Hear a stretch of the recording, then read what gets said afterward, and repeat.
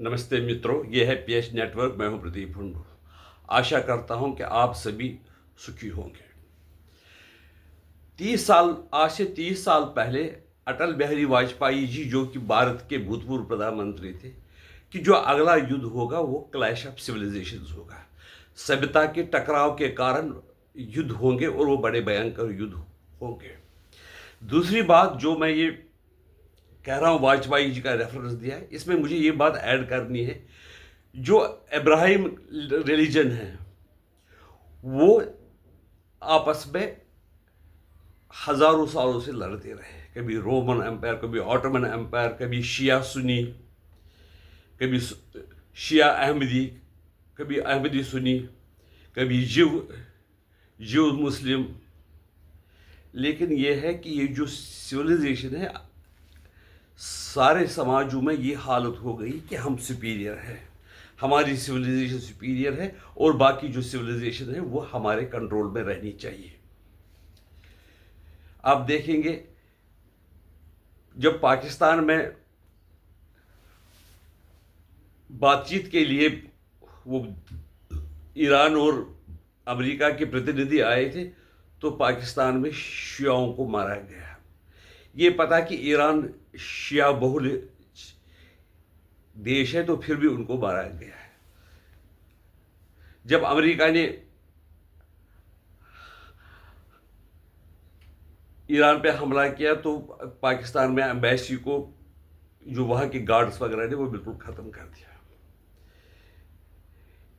एक ही सभ्यता है जो सहनशील है, एक प्रकार से उसको हमारी दुर्बलता कहा जाता है, लेकिन दुर्बलता नहीं है।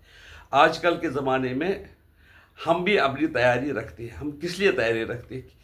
ताकि ये जो सभ्यताएं हैं अपने आप को सुपीरियर समझती है और डोमिनेशन चाहती है, वो हम पर कब्जा ना करें और हम अपनी आत्मरक्षा कर सकें। ये हमारी सोच पहले से ही रही है। हाँ, कई बार हम बाहर भी गए हैं, लेकिन ज़्यादातर हमारी ये सोच रही होगी, हमारे पास इतनी शक्ति होनी चाहिए कि हम दुश्मन का मुकाबला करके अपनी आत्मरक्षा कर सकें। हमने स्ट्रगल की, कई बार हम कामयाब रहे, कई बार हमने कामयाब नहीं रहे, लेकिन हमने जो हमारा ये सर्वधर्म समभाव या मानवता की भलाई का, ये हमारा हमेशा दे ही रहा होगा, हमारे रहा है। हमने जब देखा कि हमारी इच्छा थी, हमारे देश के जो नेता है उन्होंने इस स्टेटमेंट दिया कि हम शांति के पक्ष में हैं। ईरान और इजराइल और जो अमेरिका या यूक्रेन और रूस का जंग था, तो भारत का यही लक्ष्य था कि हम शांति के पक्ष में हैं, क्योंकि वो खाली बीजेपी के कारण नहीं, लेकिन क्योंकि हमारे कल्चर का हिस्सा है कि हम किसी को दुख नहीं पहुंचाना चाहते हैं, लेकिन उसका नाजायज फायदा भी लोगों ने उठाया, हमें दुख पहुंचा दिया। जब ईरान के प्रतिनिधि, इस सिलसिले में ये मजे की बात बताना चाहता हूं, जब ईरान के प्रतिनिधि पाकिस्तान पहुंचे तो एक प्लेन में वो जो बच्चे मारे गए थे 168, जिसे मिकाब 168 बताया गया था, वो मारे गए, जो बहुत ही घृणित दुखद घटना थी, जिसकी भर्त्सना जितनी भी की जाए वो कम है। वो ठीक है, ईरान ने लिए, वो जस्टिस है, उनका क्या कुछ। लेकिन जो प्रदर्शनकारी ईरान में मारे गए, अगर कोई पुलिस के साथ मुकाबला करता, अगर वो मारा जाता तो उसके लिए कोई दोषी नहीं थे, लेकिन पुलिस ने, वो जो स्टूडेंट थे वो भी ज़्यादा बड़े नहीं थे, उनकी पीठ पर गोलियां मारी। ये वही IRGC है जिन्होंने हजारों जो ईरान के विद्यार्थी थे उनको मार डाला। उसके लिए भी उनको जहाज एक ले आना चाहिए, तो उसमें से कम एक सीट पर 20-20 आदमियों के, क्योंकि बहुत ज़्यादा मारे थे, एक पर 100-100 के फोटो रखने चाहिए, तभी जाकर हमें पता चलता है कि वो मानवता के पक्ष में है, वो सच्ची तरीके से दुखी है जो बच्चियाँ मर गई। लेकिन एक सिर्फ वो प्रोपेगेंडा के लिए उन्होंने जहाज दिया, दुनिया को दिखाना कि हमारे जो, हम अग्रसर नहीं है, हम दोषी नहीं है, लेकिन हम हमारे साथ जो हुआ वो हम सहानुभूति के हकदार हैं, सहानुभूति लेने के लिए। हाँ, अगर ये बात सही है कि वो जो दुखद घटना हुई थी, आप जब 7 अक्टूबर 2023 को जो घटना हुई, वो भी लड़कियां थी, बच्चे थे, जो उनके साथ क्या हुआ, बलात्कार हुआ, मार दिया गया। तो उस टाइम भी जो हमास ने किया, तो ईरान को भी उस टाइम भी उन लोगों के लिए दुख प्रकट करना चाहिए था। वो तो ओपनली कहते हैं ईरानी, death to America, death to Israel. मैं ये खाली ये ईरान की बात नहीं करता हूं, मैं जो आपने कहा कि इब्राहिम जो भी रिलीजन है वो एक दूसरे को खत्म करने पे तुले हुए हैं, कोई किसी की भर्त्सना नहीं करता। अंग्रेज देशों ने, खासकर भारत ने, जो इन्होंने इजराइल ने फ़लस्तीनियों पर की, उसके लिए भर्त्सना की, उसकी निंदा, कड़ी निंदा की, लेकिन वो उनकी, मैं ये समझता हूँ, मेरी राय है कि उनकी मजबूरी थी। ऊपर जब अस्पताल होते थे, नीचे उनके बंकर होते थे। वो इजरायली करेंगे तो करेंगे क्या? आप न्यूक्लियर बॉम्ब भी इसलिए बनाना चाहते हो कि ताकि तुम इजराइल के हर एक बंदे को मारना चाहते हो, तुम जिंदा नहीं रहना चाहते हो। नहीं तो आपको न्यूक्लियर बॉम्ब किस लिए चाहिए? अगर आप कर दीजिए, हम न्यूक्लियर बॉम्ब नहीं बनाएंगे। तो अगर ये लगता है कि जो अमेरिका वगैरह पे अगर आपके पास न्यूक्लियर बॉम्ब नहीं हो तो हमें मारेंगे, तो क्यों मारेंगे? बाकी देश भी, पाकिस्तान जो है वो उनको नहीं मारा, बाकी जो देश है उनको नहीं मारा, लेकिन आपसे सबको डर लगा हुआ है कि अगर आपके पास लंबी दूरी के मिसाइल अगर आ गए,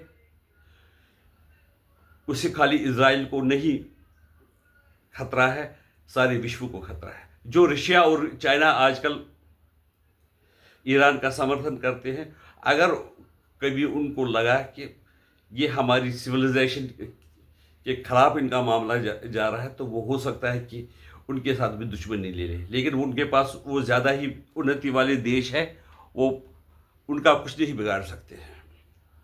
अच्छा, दूसरी बात है, जब तुम बातचीत करने गए थे पाकिस्तान, आप किसको धोखा दे रहे हो? तो आपने कहा कि हम डायरेक्टली बात नहीं करेंगे। जब तुम्हें बात नहीं करनी है तो जाए, आप पाकिस्तान गए ही क्यों? आपने शहबाज शरीफ से बात की और फिर जेडी वैंस को बोला कि आप शहबाज शरीफ से करो और ये प्रपोजल दो। तो वो कहते हैं कि हमने ये 10 प्रपोजल थे, वो आपने मान लिए थे। इसमें ये भी सुनने में आया है कि पाकिस्तान ने धोखा दिया था ईरान को कहा कि तुम्हारे 10 के 10 प्रपोजल अमेरिका मान गया है, तो इसलिए वो बातचीत के लिए ऐसा लगता है कि आ गए थे। लेकिन हम ये देख रहे हैं कि जो ईरान है आपकी, अगर मैं कई बार कह चुका हूं, अगर ईरान आपकी लड़ाई है तो आप करो ना, इजराइल से लड़ाई करो, अमेरिका से लड़ाई। आप सारे संसार को क्यों तंग करते हो? गरीब लोग जिनको कि पेट्रोल के बगैर खाना पीना ही बंद हो जाएगा, सारी बच्चों के का जिन बच्चों की आप वो फोटो लेकर आए कि कितने बच्चों का भविष्य आप खराब करने जा रहे हो कि अगर वो पढ़ेंगे नहीं, आगे नहीं तो वो बेकार रहेंगे, क्या करेंगे आगे, उनके लिए क्या फ्यूचर है? वो आपके बच्चे मर गए, दुखद है, लेकिन ये अब जिंदा लाश की तरह कई हजारों लाखों करोड़ों बच्चों को रखे गए।